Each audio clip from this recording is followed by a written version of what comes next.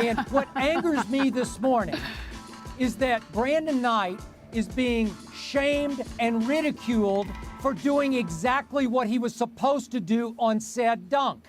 Greg Monroe, his center, his teammate, loses DeAndre Jordan running down the lane.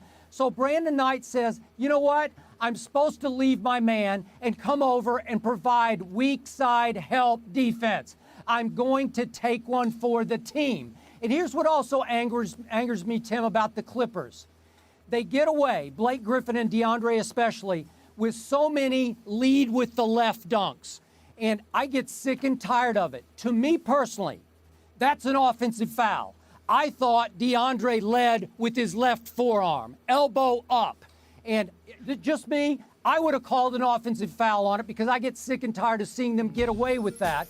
Of course, if I had called the offensive foul, I would have probably needed police protection to get out of Staples.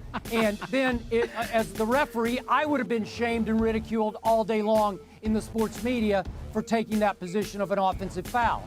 But to me, Brandon Knight goes straight up, and he gets knocked down not by the dunk, but by the leading left forearm.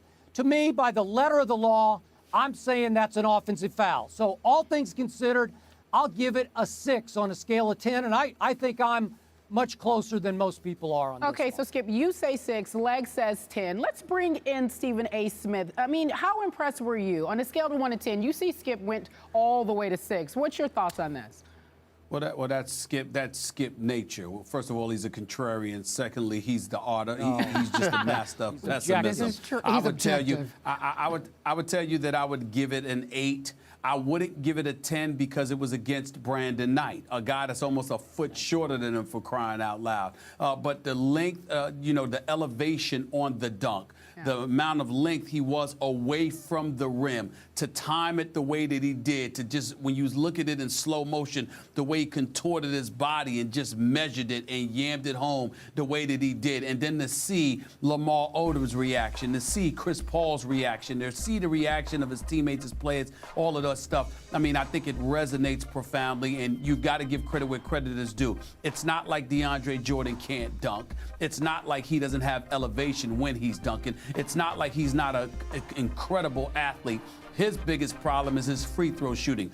Dunking is not his problem. I've often said they're the greatest show since Showtime. And when I talk about dunking, you notice I never just say Blake Griffin. I always throw DeAndre Jordan into the equation, because what he did, he does against anybody. Anybody that's in his face, he'll dunk it on anybody. It's just that poor little Brandon Knight was in his path this particular game last night. But I'd give it an 8 because even though it was against a smaller guy, the elevation, the pose, the contorting of the body, the whole bit, it was just beautiful to see. But I can't give it higher than an 8 because it was on the miniature Brandon Knight as opposed to a Tim Duncan, a Dwight Howard, or somebody like that.